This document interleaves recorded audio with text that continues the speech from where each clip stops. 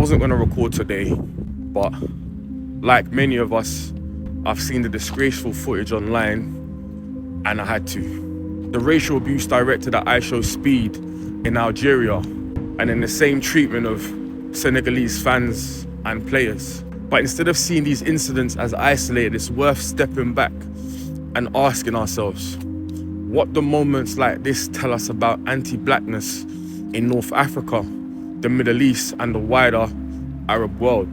Because there's a basic fact that often gets ignored. Black people are not foreign to North Africa. Black Moroccans and Algerians include indigenous black North African communities like the Haratin and the Gnawa groups, excuse my pronunciation, Black Amazigh and Arab North Africans, families who were there long before modern borders existed. Yet many of these people are still treated as if they don't fully belong. And here's how anti-blackness shows up in everyday life. First is colorism. Darker skin is often linked to ideas of servitude, poverty, or low intelligence. Racial slurs are excused as jokes, and beauty standards reward lighter skin. This didn't happen by accident. It comes from history, slavery, colonial rule, and long-standing racial hierarchies. Number 2, social exclusion. Black Moroccans and Algerians are often assumed to be migrants. They're asked, where are you really from? And it's reported that they're treated as less authentically Moroccan or Algerian. So even citizenship doesn't always guarantee belonging. So again, belonging becomes conditional. And number 3, class and economic barriers. Black people are overrepresented in domestic work, agriculture, and informal jobs, and underrepresented in media, politics, and senior leadership roles.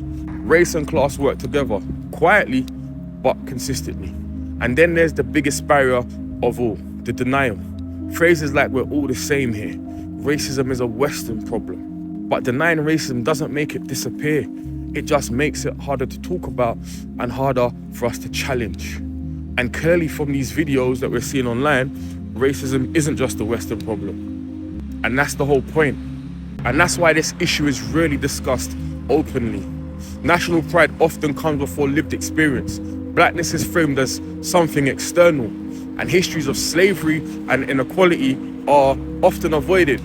But it seems like some of this is starting to change. Some young people, activists and scholars are pushing these conversations forward, especially online. Because anti-blackness in North Africa didn't come from nowhere. Remember that. It's shaped by history, by power, and by systems that outlast individuals. Simple. The treatment that the Senegalese fans and players have received and iShowSpeed represent a much wider regional problem that is often denied but is very, very prevalent